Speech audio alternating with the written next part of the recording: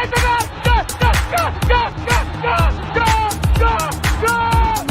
da solo, Tevez al limite dell'area, fa fuori tutti, Tevez, si apre la porta, Tevez, gol, da dietro, Pirlo dentro,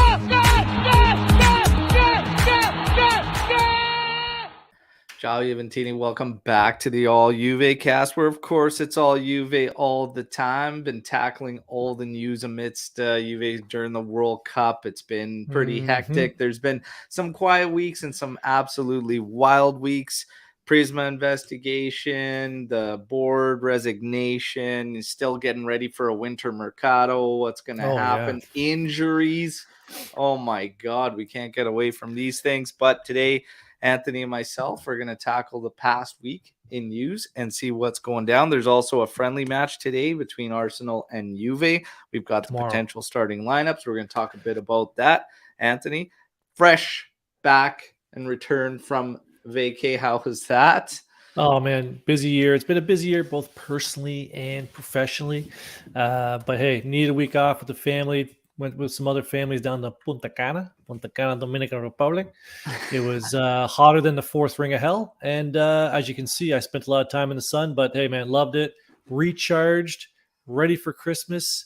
Not ready for the Mercato in January, but definitely ready for the second half of the season. There you go. There you go. Very nice. Very, very nice. I love it. I love it. So everybody is going to be joining or watching this recorded, as it's been a little hit and miss in the off season. I think everybody's taking, break. It's holiday season. Everything's kind of crazy, but even if screw that, Al. Recorded, get here and watch it live. No. There's no excuses even the holiday season. I don't know what you're talking about. I hear it. But like the video one way or another, okay, subscribe to the channel. Everybody's been I've been getting questions about this hoodie nonstop. So yes, it's Igobi. It's available on our YouTube merch store. It has the Ultra logo in the middle as the O, so the AJC Ultras.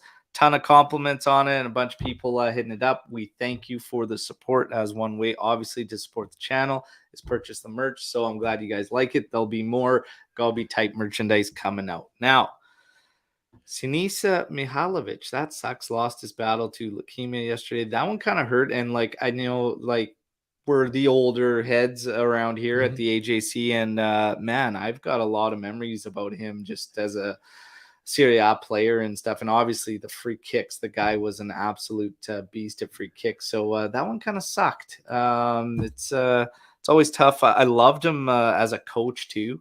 His swag was the best as far as the coaches go. Just a beauty. But yeah, it sucks that that ended up going. He ended up losing his battle, and then we obviously heard about Vialli, which hit me kind of hard a couple days before. It's been a tough one because you're starting to trying to kind of come to terms. In the Vialli one, I've got way more memories closely linked to him. Obviously, our last captain for our last Champions League victory, and that one really sucks. So he's separated himself, calling it a suspension from the Azzurri, and his role helping out Roberto Mancini. Obviously, wishing him the best of luck and hope that the suspension isn't too long and he can get back at her. But it sucks, man. It sucks when you got a lot of memories tied to these guys. Yeah, I'll just say cancer is a really big son of a bitch. And anytime you can get checked out, make sure, women as well, but we're a big advocate here. We did the Movember fundraiser and awareness for men, getting checked out for different types of cancer. So I'd say when you're young, get checked. I've had family members pass away from it. I've had family members recover from it. So it's not pretty, and it's always sad news when you hear things like this. So, but do what you can, move on, and share the news of just getting out there, getting checked. And anytime you can donate to a cause, or if you're looking for a cause, there's plenty of cancer research foundations out there. So do what you can. Absolutely. And one that wasn't related to the footballing world, but it was a content creator, obviously a dancer from So You Think You Could Dance, but Twitch ended up committing suicide. Twitch was very, very well known. And it took the world by storm because of the fact that nobody expected it. And he's always such a positive guy, and that's all you ever hear about him. That's all he portrays in his videos. So it just goes to show you that you just don't know what's going on the other end. And like, it just shows you that this whole social media thing, and you never know what's going on. Take it easy out there in social media world. You don't know what's going on with people. And not only that, but I've always made the channels available for people who have to talk. So if you're dealing with something, man, mental health is one of those things where you're trying to break the stigma and whatnot. But I can assure you, talking to somebody is the best thing. If you ever need, our channel's always open through DMs and whatnot. Otherwise, professional help, like, it's all good, but just talk to somebody, and let somebody have the opportunity to help you. So we're going to start off there. Now we can get to some of the news, everybody. And yes, this is spot on. FU cancer. Now, let's start with some good news. How about that? What are we going to start off with, Al? Well, we were going to kick it off with the Prisma investigations, and That's I would say that it is good because it's been on the upward trend, as I've been saying. So the Prisma investigations, I said it when the deferred salaries, the salary maneuvers and all that kind of got kicked out, and it was rejected by the first judge and everything. And that is actually the third time it would have been kicked out, saying that, look, it is what it is. There's nothing wrong with what they're doing. You can't set a set price tag on any type of player. Like, teams can sell for whatever they agree upon. And as far as the deferred salaries and everything like that, well, the salary maneuvers, a lot of teams are doing it. So I always said, watch out if something happens to Juve, because this could set not only the Italian league on fire, but European football for sure on fire. So all that came out good. The judge rejects it.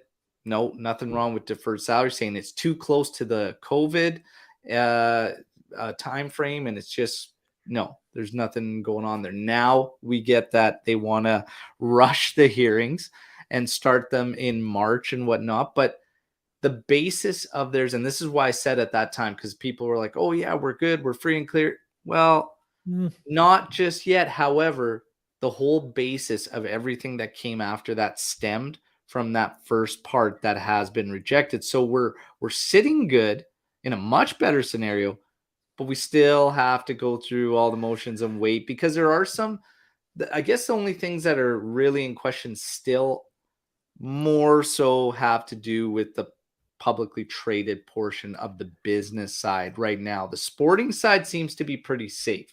But Anth, we'll get your thoughts on everything and what you think, how you're looking at it. 2 points. So Consob came out. Remember, they're the regulator. They're the investigating regulatory body in Italy. They came out and said, or Juventus came out and said, hey, this group found issues and we corrected those issues, and they had no issues with our corrections. So, that should just close it. So that was one of the biggest points to say, look, bam.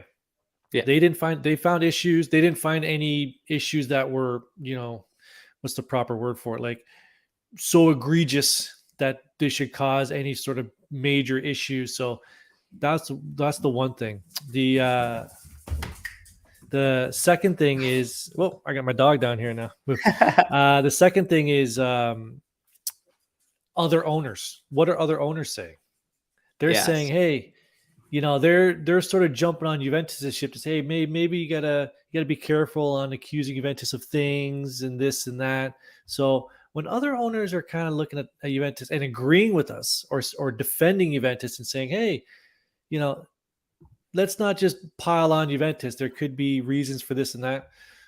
They are all doing it. Like, what are it is funny because I actually said that. I said in one of the update videos, I said, look, does anybody find it strange that Lotito has come out backing us up and saying all this about Juve, and that no, there's no wrongdoing? I gave Agnelli a hug there, whatever. De Laurentiis, Rocco Comiso, those guys that were trying to get us in shit during the COVID period, getting games banned, getting games reset and whatever. Do you think they would be so quiet in a scenario like this to be able to jump on our graves and everything like that? No, it's definitely something that's going on everywhere in Italy. And that's the part that makes me laugh about it. But I did say one thing, and one thing that to separate them try and put Juventus minds at ease about the whole thing, is that Juve is ready for the long haul in terms of a fight if it needs to be one. They ain't taking this thing, sitting down, and they're gonna fight it all the way, and they could stir up a hell of a lot of problems that the league and the other owners don't want. So, yeah, we've got that as far as leverage goes. So stupid. We'll see. Anyways. Michael Razzo saying good morning. Michael, thank you for joining us. And Faraz coming in here saying any updates on where UEFA stand on the situation. So, in terms of the investigations, this was the part that was really, really vague. So unfortunately, when we heard that UEFA was opening up their own investigations, we knew exactly what that was going to be about, because, and this is why I've always separated it. There's no parameters to meet in Italy yet, as far as registration for the leagues. Okay. In UEFA, you do have to register, and it does have to do with your finances. Because if those books aren't in line, you're not qualified. In 23-24 in Italy, they do want to have something similar, where if you you have to be 70% of your salary and your wages, like your team has to be 70% of your actual revenue, and that's going to be coming in 23-24. So it's going to be interesting, right? In UEFA, you do have to get to that, but other than hearing that UEFA's opened up their investigation and then Serie A did to tie in line, so FIGC opened up an investigation and linked it with UEFA, there's been nothing else from it that stemmed on it. So still no details on where UEFA stand or where FIGC stand. But right now, the UEFA one's more of a concern. The FIGC and Italy and whatnot, I'm not worried about sporting punishments. UEFA, it's a little bit different, and we're still waiting to see what happens. But who knows? Because if things get cleared, and the other thing is, we should mention the reason they're pushing for the time on the hearings. We know exactly why. Because in Italy, the statute exists, right? If that hits a certain period of time, the whole thing gets wiped out. And we all know that one all too well from back in 2006 when they did decide to fight after the Campionato. The World Cup, because they did not want to interfere. So for those of you who forgot, Juve was pressured due to the fact that Italy's national side was out there competing in a World Cup, and there was threats of them being pulled and banned over this thing. So Juve folded to help that. And then when they tried to appeal, the statute kicked in and wiped it all out. So that is why the prosecutors want this thing rushed in March. But as far as UEFA, nothing yet. Yeah, pretty quiet on the UEFA's front. I kind of agree with you to say that would be the more concerning one, because they're gonna. So it's a joint investigation. UEFA jumped onto the FIGC investigation. Makes sense. You don't want to do everything twice.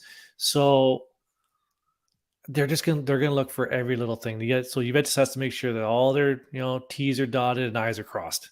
Because that's what they're gonna be looking for. Yeah, so pretty much. And throughout that whole thing, I did say to everybody, I was just reminding you that Ronaldo, and you get all this media hype about lost wages and stuff like that. And I laugh at that one, because I think you don't think a guy like Ronaldo with the team that he has would miss a penny, let alone 19 million euros or whatever that he's owed or whatever. That coming back. The other thing is too, he left so hastily that, man, there's probably a loophole in there that has been part of it where he's surrendered that salary almost to get out or whatnot. So I don't believe that one bit about him missing money. No. There was news that came out this morning on the All Juve cast. Again, thanks to Lou. He was pounding out the news this morning. It looks like, so there was lawyers of Ronaldo have once again come forward to ask for the documents involving the Portuguese star from the Turin prosecutors. I saw another piece of news this morning, and someone can correct me if I'm wrong, that said the Turin prosecutors were going to give him the documents he was requesting. So there's a little bit of movement on that. That one, again, I'm not really worried about. I think they're just digging. They're digging for something, and wait and see. Now, in terms of so Prisma, we've kind of settled everything on Prisma. Okay, now we should get into Super League. Okay. So Super League's been one here. You've been tackling that one. I'm going to let you fly at her at Super League and where it currently stands now, because there was an update on Thursday and a lot of people didn't really get the clarification. We do get this question in here from Muhammad in terms of the World Cup. We'll talk World Cup and that ride or die challenge. Oh yeah. But let's get into Super. We're going to get to that. Oh yeah. So flipping back to the Super League, everyone knows what the Super League is. We don't have to get into it. We know the 3 teams involved. We know all the parties involved. So I'm just going to kind of go through point by point. And then if anybody wants to jump in with questions, Al, you want to jump in with points, please feel free to interrupt. So briefly, there was the court ruling in Madrid for that sort of ruled in the 3 teams' favor. We'll call it the Super League's favor.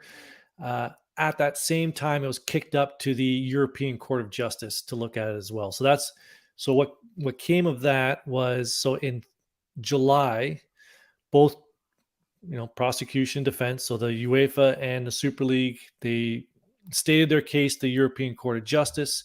And funny enough, there were 20 members of the EU state that supported the UEFA side. 20 countries, which was really, I never knew that. So that's pretty interesting to say that the Super League is kind of already up against it.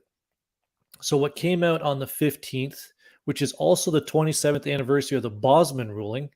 Remember the Bosman ruling? That basically allowed players to, when their contracts over, become free agents, which was a massive ruling in European football. So 27 years to the day, this ruling comes out. So it was an opinion from the Advocate General. This isn't a final ruling that came out on Thursday. This is just the opinion of the Advocate General, a preliminary view. Now, it was a huge report. It was 19,000 words, 187 points. It was massive. The main ones were, and remember, this is a non-binding ruling. It's just this one Advocate General's opinion. So what he said was, any new competition would still be subject to approval from UEFA and FIFA. The ruling says that this is compatible, like having to get their approval is compatible with EU competition laws. Remember, that was the whole thing. Super League is saying that UEFA is going against the competition law in Europe by having a monopoly on football. So that was the first real blow to the Super League. The next point was, let me just bring it up here. So the Super League this is a big one, Al, that you and I were sort of talking about in the green room.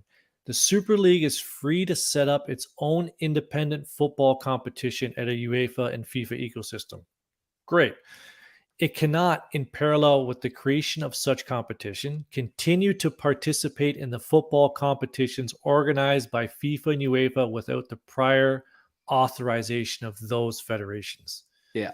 So FIFA and UEFA can say, go ahead and make your Super League. You can't play in your domestic leagues. You can't play in Champions League. You can't play in Europa League without our written approval. That's the big one right there. So there was some other things going on, some other rulings, but that's sort of the big point from the whole thing. Again, just this is a non-binding opinion from one judge. 15 judges in the Grand Chamber will rule on this in March. Yeah, which will be the final ruling. So right now, it's a kind of a big blow to the Super League. So people who are against it or for it, this is sort of not good news for the Super League. Yeah, take it away, Will. That's the gist of it right there. Yeah, Lou's got the 1 point coming out today, which was just that the CEO Bernd Rijkaard is trying to say that the Super League remains alive. He was in Madrid promoting the operation alongside Perez and Laporta. Obviously, Perez from Real Madrid, Laporta from Barcelona, and the only absent founding member was Agnelli. So, yeah, it's getting interesting because obviously with the board resignations at Juve, a lot of question marks about who's coming in, who's going to build the new board long term, and when Evelina Cristallin was linked as one of the names, she's very close with Ceferin. Very close with Ceferin. And the whole idea was that they're going to rebuild these ties with UEFA and try and mend that relationship. Agnelli not being there could be a number of different things. Could be nothing. Could be something. We don't know. Agnelli himself is in a lot of news lately. And the latest is that he could buy Juventus outright. So we ran a poll on all Juve cast to see how people feel about that. How do you feel about Agnelli returning in some way to Juventus? I don't necessarily agree with that wording, and we'll get into that why, but 52% yes for Agnelli, 48% no. So buying Juventus outright. So first off, it's what we found interesting. We talked about it in the green room is, for me, I wasn't buying this whole thing that Elkan would sell Juventus. I would more so be on the side where he brings in kind of a minority shareholder and whatnot to get a little bit of a boost and a little bit more of an influx that's not just solely coming out of Exor. However, Exor is as strong as it's ever been, arguably. So it's very, very interesting. But if we're getting these rumors, maybe, just maybe, Elkan really is looking at selling outright. So this is an interesting one, but let's talk about it. And Agnelli selling and whatnot. And Anth, what are your thoughts on this? So I had to look it up before the show, but Juventus became publicly traded, from what I could find, in 2001. So in Agnelli's whole tenure, he's been the head of a publicly traded company. He had 9 Scudetti in a row, so leading the company. He helped form he had that run. He helped form the Juventus women's team, which had great success domestically, and they're starting to break through. They had a big win the other day in Europe in the Champions League to, almost continue on to the knockout phases. The youth system that's coming up. So these are all great things that Agnelli's created. There are some downsides with, some of the, obviously everything that's going on now, and, was Ronaldo a good deal? Those major decisions. Agnelli becoming the sole owner, I think would, from what I can see, I don't think the fan base would want that. I don't think that would go over well with the fan base in general. I don't really know. It's a tough question. Like he's led it for so long, so it's hard to say he wouldn't do a good job.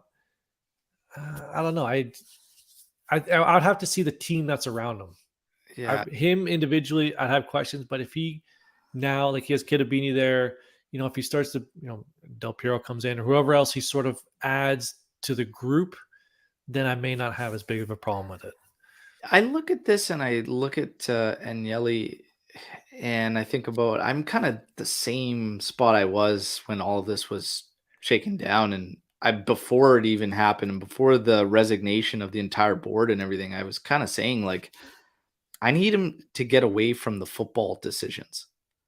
And as a businessman, I actually don't have any problems with him. If he were to buy Juventus outright and still stick to that, because here's one thing that I've been saying the whole time that, I think it's a fact. I don't think there's any way around it. You still see him. He's at the women's Juve match. He's going to be very much so still around the team. Like, he's not going anywhere just because he's resigned. He's still very much going to be there. He's going to be behind the scenes. And for me, that's something I was saying for a while, is you guys need to be, he needs to be out of the forefront for Juve. Okay. There you go. There you go. Now, he's got to be out of the forefront.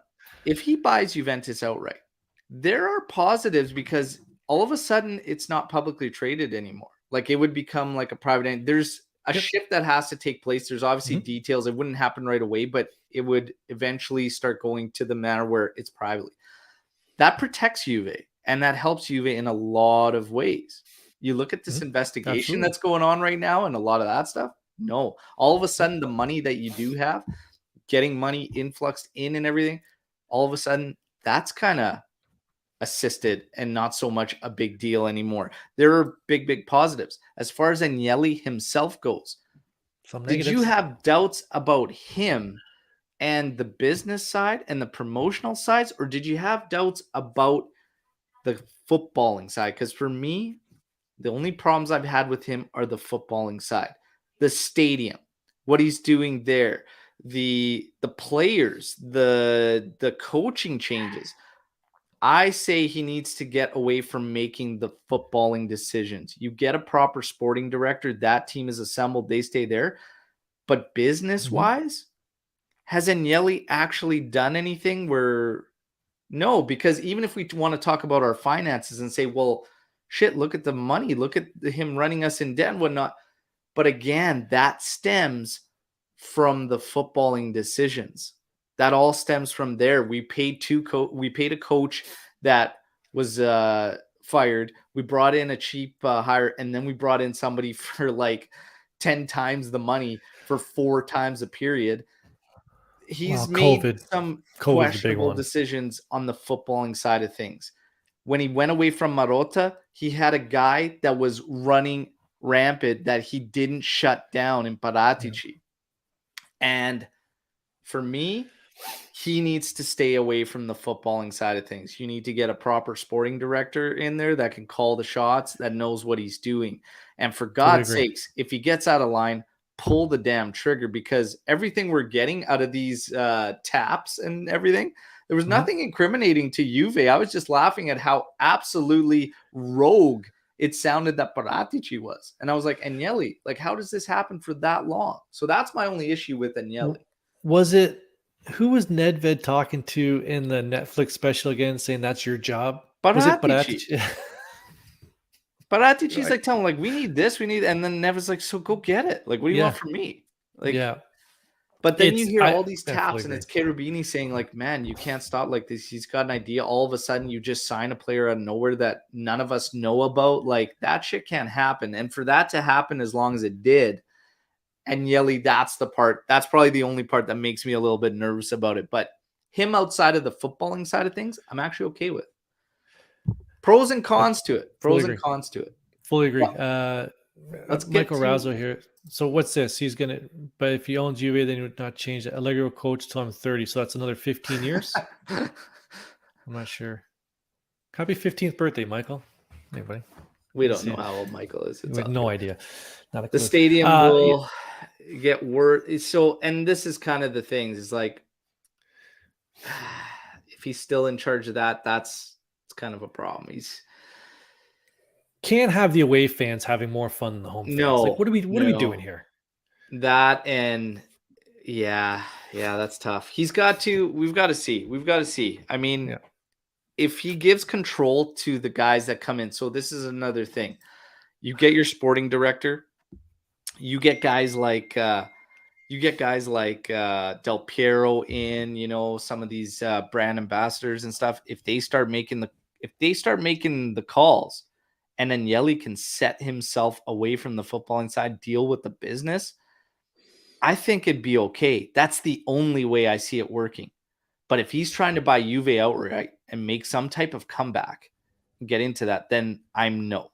Okay, so that's as simple as I could put it. Let's get some of these comments. Dell's coming in here saying, I don't think you can separate the two when dealing with Agnelli. He obviously believes his decisions with the stadium are right, and he's very hands-on. There you go. Juve should get a clean break away from all the corruption scandals and get new ownership and board. Allegedly, Dell's. Allegedly. Let's take it easy. Allegedly. Take it easy. Okay.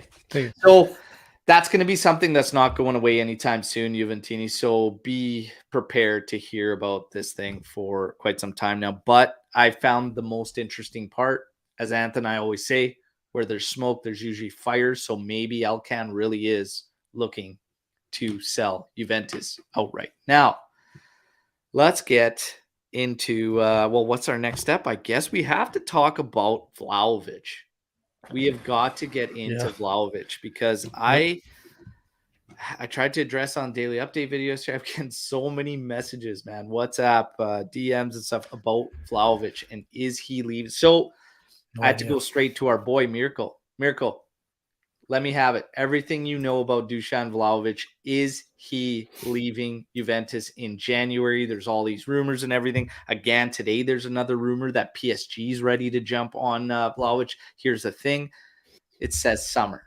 Summer PSG is going to come and splash. Mirko Di Natale, as per his words to me, I have nothing on him leaving in January. Okay. So we get to summer and we love hypotheticals here. So, and in the summer, Yep. selling Vlahovic, how do you feel about it?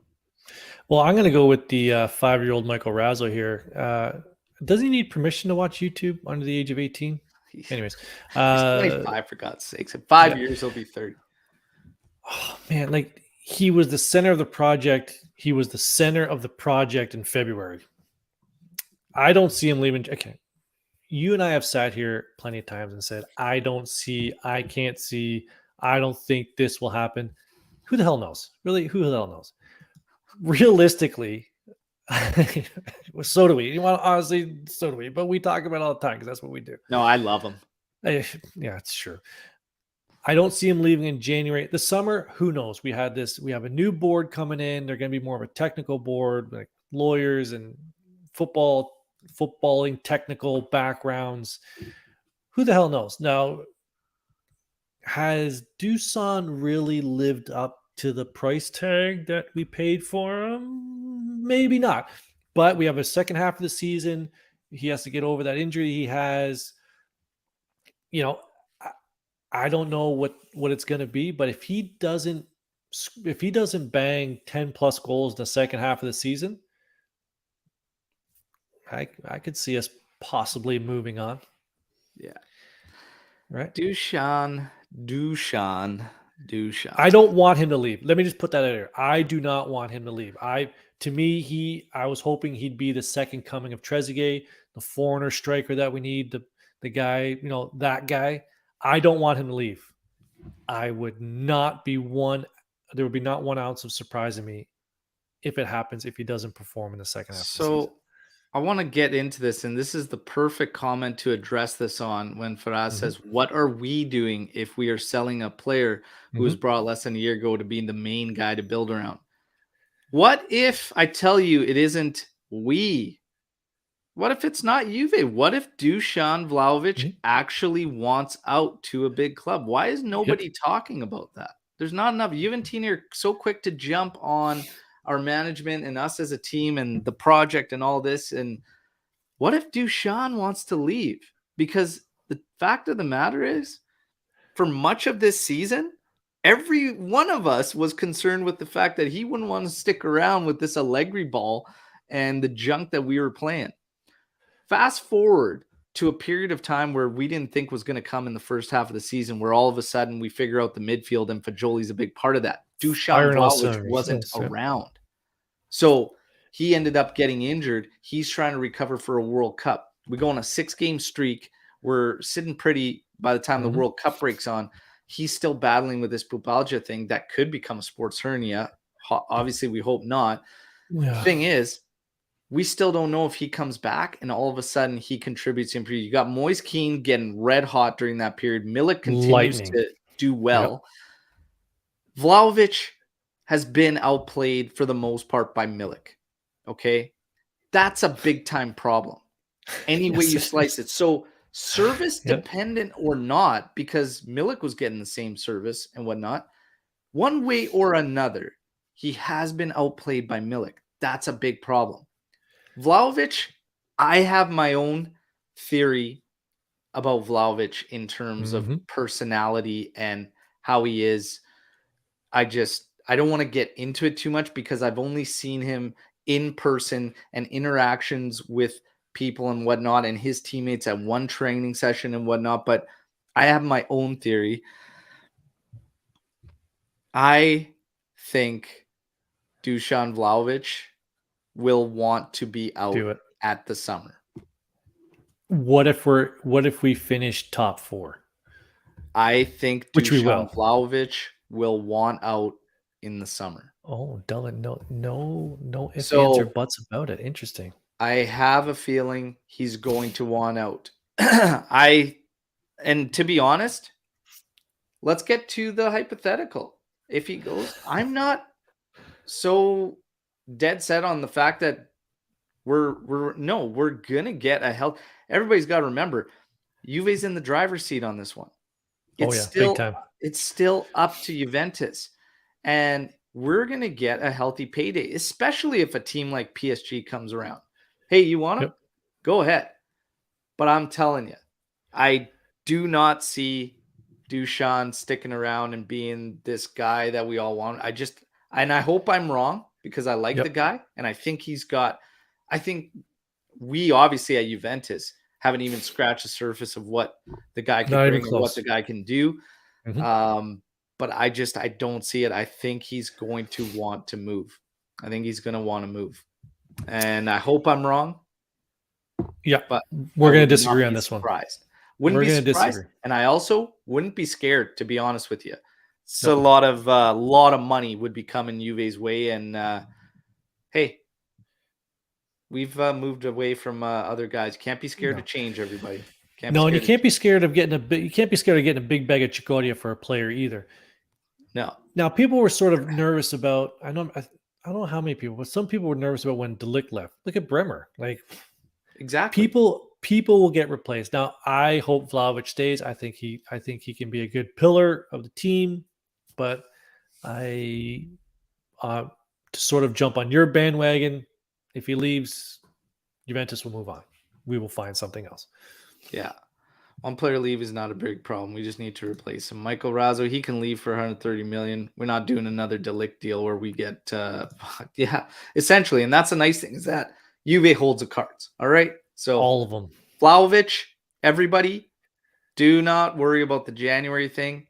Don't see that happening anyway. In the summer, things could change. Okay. So that's where we sit on. That's all we've gotten so far on Vlahovic. Let's flip to January. You and I disagree on this one in the group chat.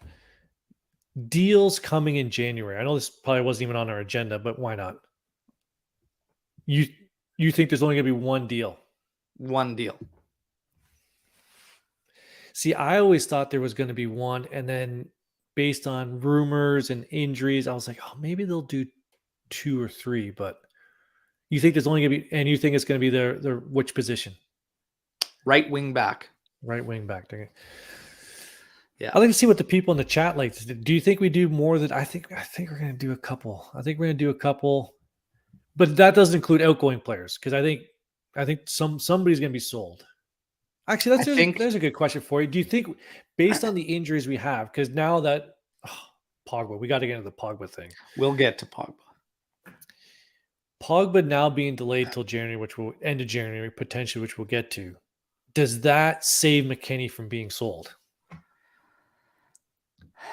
It definitely stops the train of McKennie and Rabiot and whatnot. You're not going to have both. As far as saving the midfielders, I actually think it does.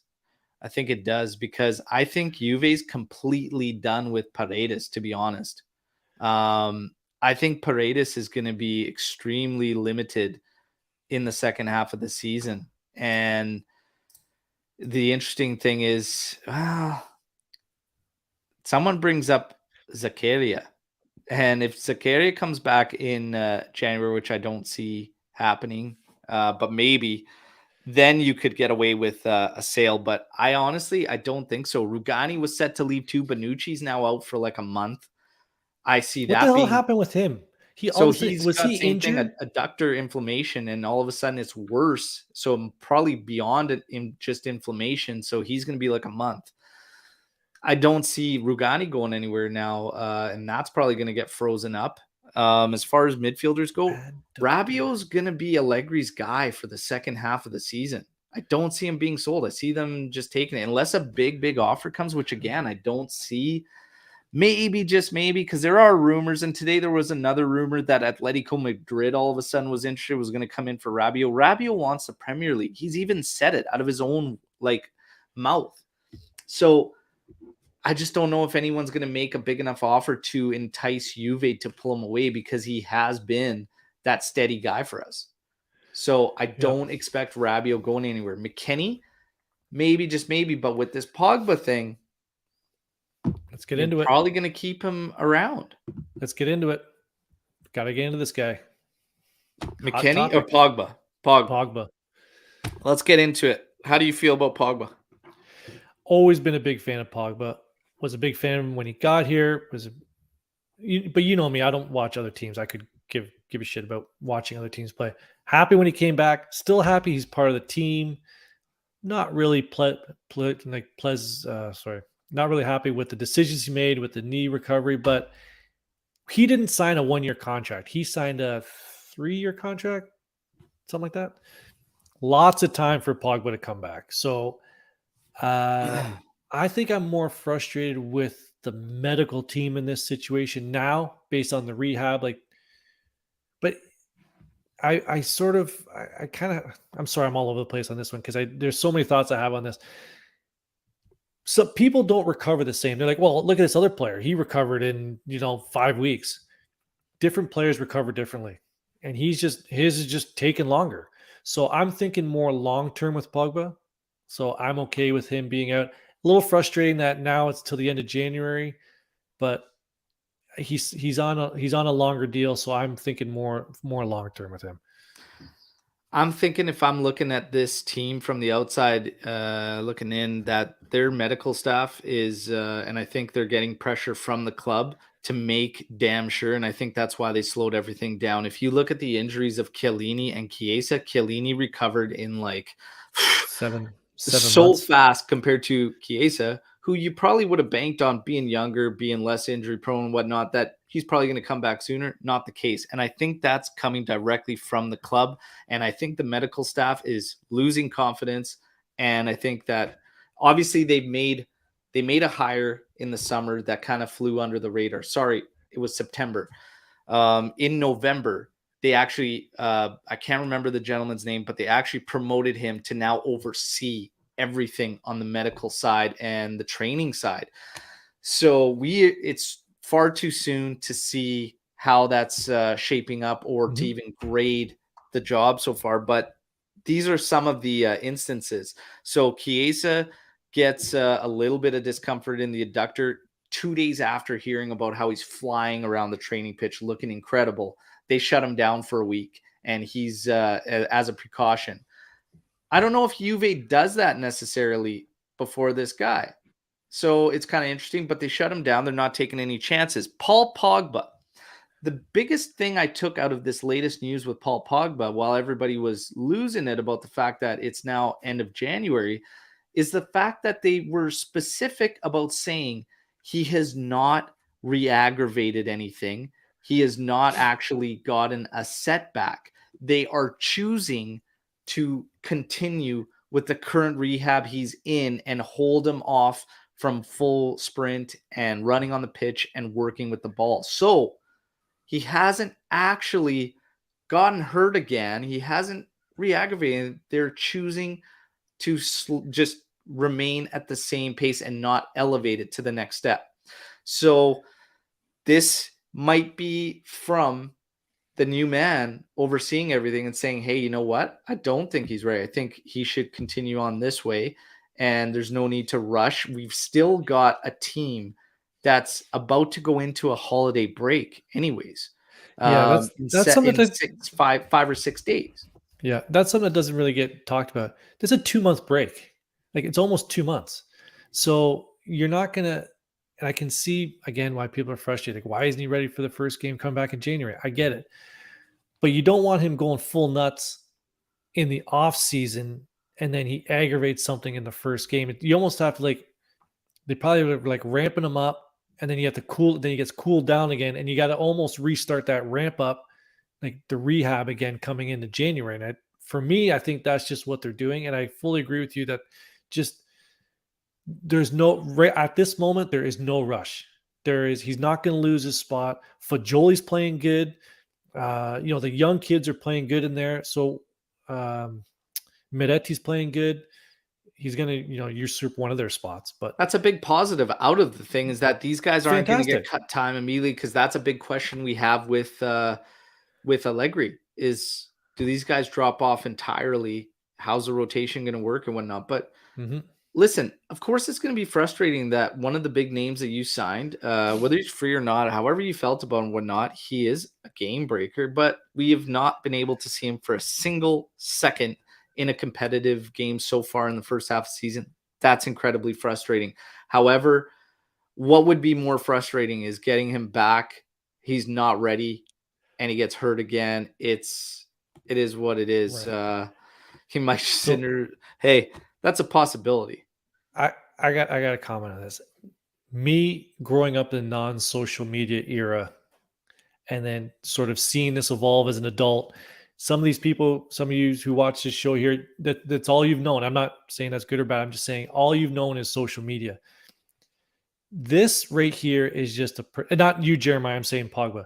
This is a person who is just increasing their brand. You can now monopolize yourself on a social media platform through advertisements, through different things. Yeah, he's dancing on his IG page. I get it. And I'm not attacking Jeremiah in this comment. I'm just saying, sort of brings up my comment on other people who attack Pogba for doing his social media things. The guy's going out there and making bank. Like, what are we talking about? Al, you would do it too. You would dance on here if someone's going to pay you $1,000 a minute in advertising. 100%. I'm a hell of a dancer, though. It's true. But that sort of stuff, I don't think people should let that bother them. And again, I'm not talking about Jeremiah. I'm just saying, I don't think you should let that bother you. Yeah. Out there, people. You want to know who it does bother? And I will bag on him, is Lucci. It drives Lucci crazy. We don't really care. It drives Lucci crazy whenever he sees Pogba doing his thing. Oh, get in the training room. These players don't train 24 hours a day, 7 days a week. So here's a question I have for you. Do you have an issue with Pogba going to the World Cup final? No. And I said I Neither didn't do I. because what are we talking about? The whole team starts their holiday break the same day of the World Cup. So what are we talking about? Who cares? I said, who cares? He's still going through the rehab. And the funny thing about the whole thing is that it's our staff that have said they want to continue without him sprinting on the pitch. The only thing that's slowed down is the next step of the rehab, which is training on the pitch and working with the ball and whatnot. He was already not set to make the Cremonese match before they actually decided that. And that's what I think everybody forgot about. So the interesting thing here is, look, you've got a guy that's been told, hey, we're going to continue with this rehab process and everything. But here's the best part. Literally a day later after this hits and everybody flips out, everybody does their thing. A completely contradicting report that says over the next couple days, Pogba's going to start sprinting and working with the ball, and that's going to be the decisive moment. I don't think the news outlets actually have any friggin' clue idea about the timing or anything. And if there's one thing we said, we saw this when it came to Chiesa, we saw it when it came with Pogba, and I've been saying I don't think they have any idea when it comes to the timing. So I would scrap that completely. We still give you the updates. Like I said the whole time, we always lay it out for you to play it out. Yep. But when it comes to the dates, even when it comes to meetings and, they're going to do this, then does anybody remember the contract negotiations for even Locatelli? Hey, they're meeting this day. They're meeting this day, the media outlet. There's a meeting this day. No, there was a few meetings, but a lot of meetings, but the days, they have no idea. These guys have no idea. They're just throwing things out there. Also, something worth noting, with the change of the guard and a board resignation and slowly over time with a lot of changes at Juve, some of the big dogs aren't so much the big dogs anymore when it comes to news. And there's been a big shift there. So again, it's very, very interesting to take everything with a grain of salt. But Pogba, relax, everybody. And Lucci's always uptight about crap like He's that. got something going on. Jesus. What do you want him to do? Flex in a mirror every morning and say good morning? Like, you, Luch, take it easy. Go have another protein shake. Yeah, take it easy. Okay, now, so we got into Pogba. Transfers, everybody wants to talk. We talked a little bit about that in the Mercado and whatnot. I don't expect a lot. Rabiot, all this, renewal, Locatelli window. Amrabat being thrown out there as a potential replace. Hey, be all for it, but there's going to be a lot of teams gunning for him and everything. So what about Locatelli? Oh yes, Locatelli, the extension, the discussions have begun. Also, I saw someone in there as far as what they expected for the transfer mercado, and someone put a low cost option like Karsdorp, etc. Listen, Juve actually abandoned their interest in Karsdorp. So I do agree, a low-cost operation is what I expect, right wing back. But Karsdorp is apparently out now. So we wait and see on what's going to develop. I expect very little, to be honest. But Locatelli extension, hey, I like it. I've always backed Sign the it. guy. Do it. Yeah. Do it. Absolutely no problem. What I did find interesting, though, was there was a blurb that I can't remember the outlet, but Lou caught it. And it said that Quadrado was going to get an offer. It's the only time that I've heard that come up, and I don't expect it. Sandro and Quadrado, even Rabiot, on their way out at season's end right now is everything that we can gather from the guys that we think Is it that far-fetched, though? for Quadrado to get an offer? To get an offer, but it also said at half the salary. It is surprising, I will say, because of how he's played this season. Yeah, even at half the salary, I think it is beyond time to move on from Quad. This season, he has struggled. Like, if they don't find an option to give him some reprieve on that side, come the second half of the season, I'm worried about it. To be honest, I'm worried about it. I don't want to hear anything about DeScilio.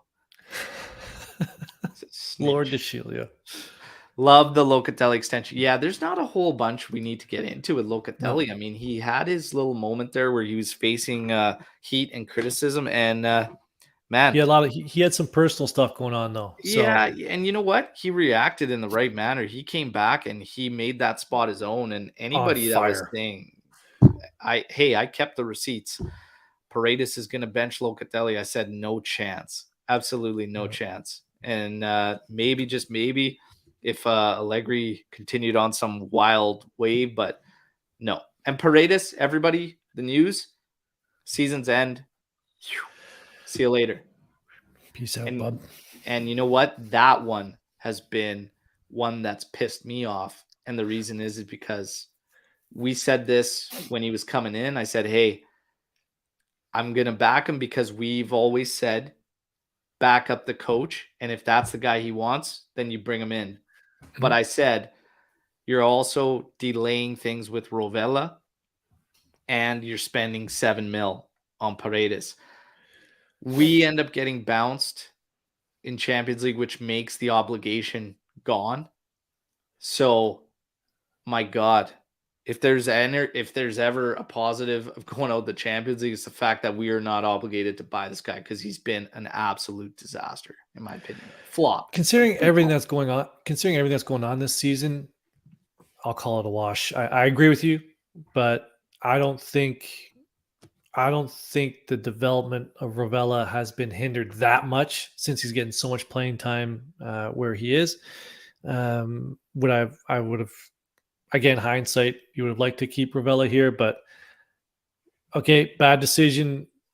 It's going to be an even worse decision if they decide to keep him this summer. Paredes, I'm saying, this summer. No. I don't see any way of it happening. I don't. But hey, Rovella's back in the summer. Has to be. Let's not talk about that. Anthony says, get him back in January. Not going to happen. We see. So, tackled the news. There's a lot of news. Tackled it all. We've got some Storm the Barn questions in. We've got them flagged. Get your Storm the Barn questions in. We do have a match today, friendly. Is it today or tomorrow? It's today. Oh. It's today. It'll be 1 p.m. your time out east, Eastern? 10 a.m. my time against Arsenal. We do have a lineup. Just pulling it up, and we're going to go through it. Now, I totally forgot that Juventus is in the Europa League. Oh, yeah. So today at 10 a.m., this is how Juve's set to get into there, okay? So this would be Perin in goal, Rugani, Gatti, Huijsen as your three center backs, Ake back and fit, so he's going to be on as right wing back. That's another poor kid. I think it was the first preseason game, gets his ankle snapped by a delayed offside call, if I remember correctly. Just put your flag up, numbnuts. Just put your flag up. It's offside. Well, welcome back, kid. Good to have you. Ake's back in. That's good to see. Fagioli, Locatelli, and Miretti making up your three-man midfield with Illing Jr. Back in action on the left just side. Signed till Contract 2027. extension. That's Perfect. good. That's good. Yeah. Sule playing in behind Keane, partnering him up top. So, hey, you got JTV. Check it out because you're going to see all those young guys in action. Probably be a fun watch for that. Take it for what it is, though. Just seeing the young guys in action. Just take it easy. Getting some reps here during the break. Juve is trying to set up another game on the 22nd before taking the winter break, but the one with Barcelona fell through early on. They were trying to work something out with a Russian side. So far, I haven't heard any confirmation. So this is probably it. And then a few more days of training and into the winter holidays and break. Okay, so that's where we stand. So this is potentially the last game before Cremonese, then on the 2nd or whenever the January first game. 4th, Cremonese. So this is potentially the only game. This is potentially the last time, yeah. Last match, last set of action before that. Everyone's been asking me where to see this thing, whatnot. I haven't seen anything else other than Juve TV right now. Maybe on YouTube, be able to find it, but I haven't found it so far. So, there you go. I think you can watch it on YouTube as well. That would be great. So, if you find it, tag at the All Juve cast, and we'll be sure to give you credit, and we'll send it out to everybody. If you can find it on a stream, just please let the main account know, and then we'll get it out there to everybody. Absolutely. Big thanks. Now, Storm the Barn. Let's get in on some Storm the Barn. Yep. So let's start. Okay. We got to talk about World Cup. Okay. So we're getting into the final ride or die competition. Come on. Won the group stage.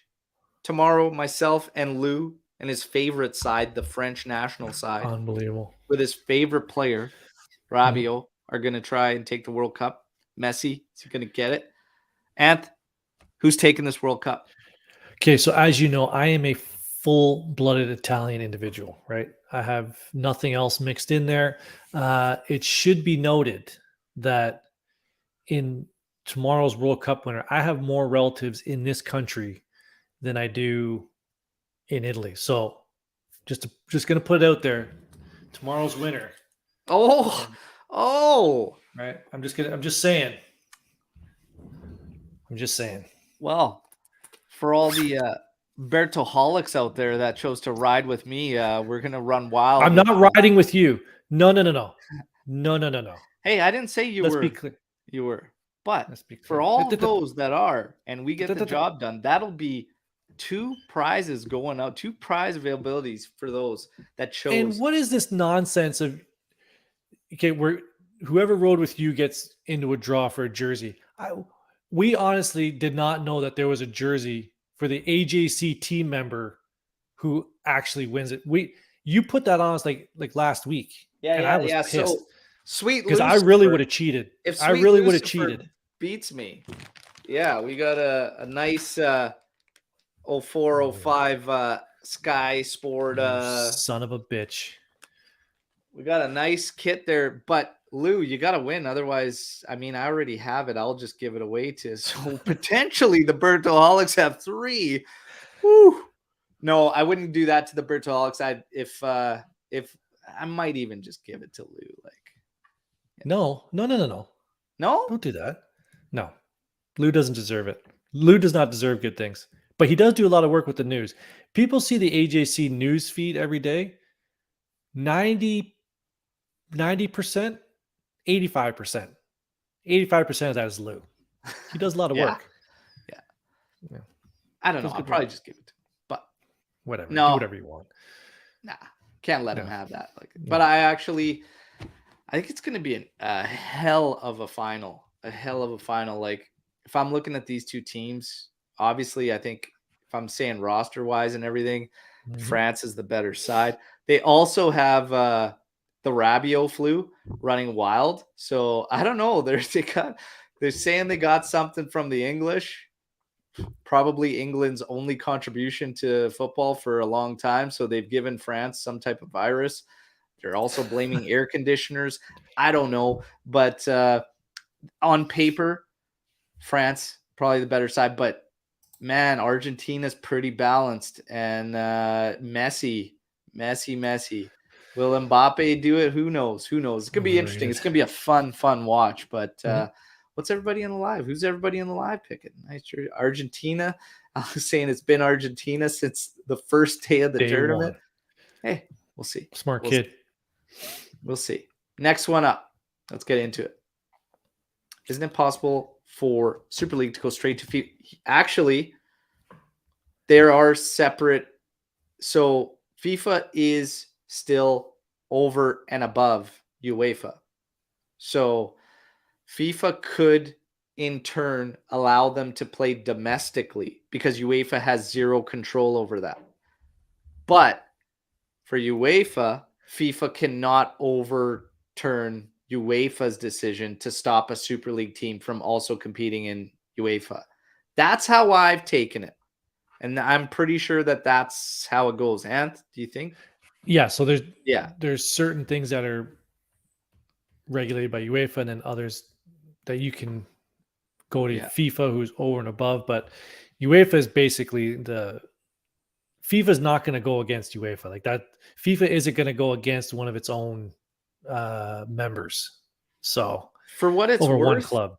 I also don't think that FIFA would go over a domestic league and just like if the league said, no, you guys can't do this, whatever, which I also, do you think Serie A, this is an interesting, do you think the FIGC would say, no, you can't? I don't think they would. Something else that you should note here that was announced this week to prove to you that FIFA just wants to make bank, just like UEFA does, is the 32-team Club World Cup that's coming out in 2025. FIFA isn't going to go against UEFA. They're just a big money grab, just like UEFA, just like they all are, right? So no, there's no recourse there to go. I think there is recourse, but they're not gonna vote against. Not gonna rule against UEFA. It's not gonna happen. Yeah, but I also don't think Serie A is gonna stop a team from playing in the Super League and still competing in their domestic league. I don't think that's gonna happen. So I don't think that portion is actually even gonna get to FIFA. But as much as overturning UEFA, no. As much as other fans of Serie A teams would hate to hear this, Serie A needs Juventus in it. Oh yeah, they need as many teams as possible in there, right? They're not gonna. The FIGC isn't gonna say, "Oh, let's just get Juventus out of here." We don't want our clubs making more money, bringing more stars to the what? It's not gonna happen. But then again, I think about that, and I think about how logical it is, and maybe Serie A would go against it, but I don't think so. It's too much money these days. Too much money in contracts. Since you brought it up, Men's World Cup 32 team. Like, can the players get more exhausted? Games, man. So many games. So exhausting. It's good for us because we got more. We'll have more to talk about. Like it's great for us, but the players are going to be absolutely exhausted. If all these things start maintaining the way they are right now on this course, what I see actually happening is the career length shortening up significantly. And I think that's what we're going to come to is these guys are going to play so much star players. It's going to be so rare to see guys play like decent careers. It'd be interesting to look at numbers, gather them so far, and even see over the years what with the huge gains in sports science and everything, see where career lengths were actually at back when players were still smoking packs, while playing and everything, working jobs, whatever. Look at career lengths as it goes. And I'm telling you, if they keep on the way they're going, I see it. Careers. I think you're going to see also shorter You're going to see shorter contracts and more players moving. Yeah, because they're going to be like, I want to play Champions League this year. Oh, you're out. I'm going to switch team. There's going to be more of that. Oh yeah. So we got time for just a couple more. We're going to really quickly wrap through these. So, Radi Mangali here. Sell Rabiot in January to get cash or retain him till free agent in June. I've been saying this. You retain him. I say retain him, let him go on a free. I don't think there's going to be a price tag enticing enough to let him go. We're still going to need him, and he has been good for us this year. And 100% agree. What are you going to get? 10 million for him? Like, what are we even talking about? You're not going to get anything that's going to move the needle anywhere. Fully agree. Just keep him on until January. He's definitely gone. I don't see any way. No. Anyway, he stays. Because it's all saying it's going to be on his terms. We know his terms, his mommy's terms, and it's too much. We'll walk away. As far as McKennie goes, hey, that's prime candidate for me for a sell. Yep. Prime candidate. So, latest update on Chiesa. So, Chiesa's latest update is, again, a week off as a precaution due to some adductor discomfort. Okay? So, that's the latest update. Is it serious? It appears that he has avoided anything actually harmful or worth noting. So, again, week off as precaution. Great so news. This is sort of going back to, remember, I believe it was Locatelli who was playing injured through a bunch of games. So to your point, they brought in that new medical person, and we really should know who that name is, but we'll get that name. Perhaps that person came in and said, that shit's not happening anymore. We're having players playing injured. This player gets shut down. Pogba gets extended. It's a good point you brought up earlier that that individual may just be saying, have a more cautious approach to the rehabs for these players. Yeah. I think it is. I'm trying to get this guy's name. I'll bring up the next question. You want to look real quick? I'll bring the next question up if you want to check your phone for that name. What are the chances of Parisi, Zaniolo, Frattesi, Bastoni, Scalvini, and Empoli keeper or Karniewski coming for next season? Well, the chances of this are probably zero. But so Zaniolo, I know there was comments out there of him now being interested in Napoli, but that's the flavor of the week. Napoli's in first position. The newspapers are going to come out with news like that. Him going there. Of these players, the only one that I saw any serious news on was Frattesi coming in. Can't find this guy, so can't find. Other than that, and maybe that Empoli keeper, I saw a little bit of news on him. Obviously, Rovella coming back, but really of this group, realistically, probably only Frattesi would be a legitimate target next season. So what's interesting about all these is the amount of news that's come out over the past couple weeks that's thrown it all for a loop. So as far as the keeper goes, Karniewski, there is a chance, but also Vicario is high up there on the list. Nobody can really figure out, because it's always contradiction, who's the actual top target for Juve. I would probably put them equal. Parisi, there's an opportunity still being reported of January, but I don't see it happening. But Parisi is still an option. Zaniolo, no renewals, and there are talks. He's starting to talk to other clubs in Italy. Frattesi apparently wants Roma. Bastoni, I have nothing on. Bastoni. Scalvini, Juve is not.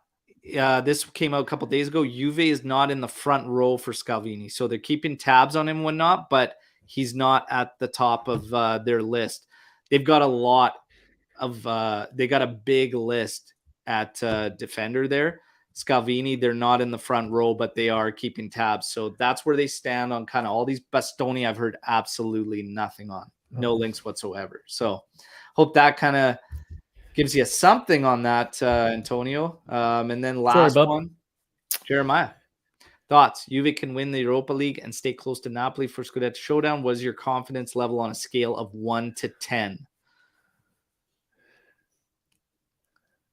Okay, so before the season starts, I'm gonna put you on the spot here. We have to do a mid-season show, right? Like a prediction show. I think we're gonna have to do that. We're gonna do it during the holidays, yeah. Somewhere around New Year's. Okay. So I don't want to give too much away on that, on how awesome my predictions have been so far.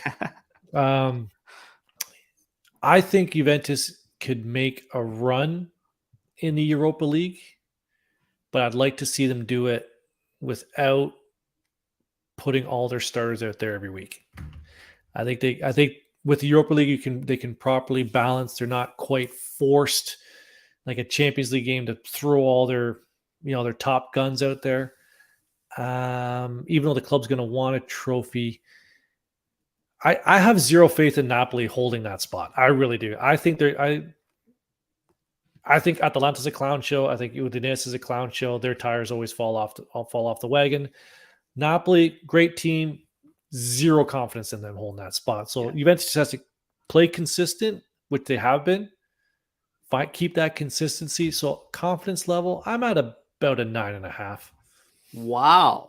Yeah, I think Juventus playing consistently and Napoli not being able to maintain that run. I'm going to say this. I've got more confidence in us making a run for the Scudetto than I do winning the Europa League. Yes. I agree with that. So the Europa League, I think, it's a toss-up because I just don't know with this team when the crunch comes and it's a knockout. I don't know, because we saw a great run to finish the season, but we're still uncertain if it's going to be the norm and that's going to be the standard and we can meet that consistently and whatnot. Depending on when guys come back, yeah, maybe Europa League, but with the guys we have currently and making a run for the Scudetto where we stand, having to play Napoli twice, Friday the 13th, when we return, January 13th, is going to be that Napoli match, and that is going to be an absolute barn burner. I think that's if in we Napoli. Take those points, and even if we don't, Napoli is in uncharted territory for them, okay? They are not used to being the ones there with everybody chasing. They're used to being the ones that chase. It's a whole different animal to remain that spot and hold that spot. They have been overachieving in my head, okay? For me, they have been overachieving. Juve has been underachieving. I expect the second half of the season to level out, and I expect a race for the Scudetto. How confident am I in there being a race for the Scudetto? I'd put 9 out of 10 on there being a race for the Scudetto. How confident am I with Juve winning the Europa League? 6.5 maybe out of 10. Yeah, I'll give that a 5. Yeah, I'm not very confident in that. I think that's going to be, I'm 6.5, maybe 7. But Scudetto run, oh yeah, we'll make it interesting. We make it interesting. And we're going to finish up on that one. Everybody, third place game today, whatever. Choose taking in tomorrow, big World Cup. Hey, if you're riding with the gaffer, good luck to all of us. Let's see. Maybe Messi takes it down and gets that added to him. And all his family members in Argentina will absolutely be losing it. We'll see what happens. Hey, enjoyed the friendly today. I'll talk a bit about it tomorrow. Give a quick recap on the news update video. And we'll see you all then. Don't forget to like the video. Okay, subscribe to the channel. If you're looking for ways to support, hey, everybody's loving the Galbi with the AJC Ultras emblem in the middle. Check it out. Our YouTube merch store, if you decide to get something, helps channel. And thank you to all those who already have. As always, enjoy your weekends. Enjoy the World Cup final. Hey, you know where to find us. I'll be back tomorrow, daily update video. And keep going next week, another live. I'm looking to bring in a man to give us some answers. Okay. Well, yeah, you'll be there too. But I'm looking into our good friend Mirko and trying to bring him in. All right. So we see. As always, till next time, fino alla fine. Forza Juve. Ciao tutti. Live chat. You guys, as always. Love it. Amazing stuff.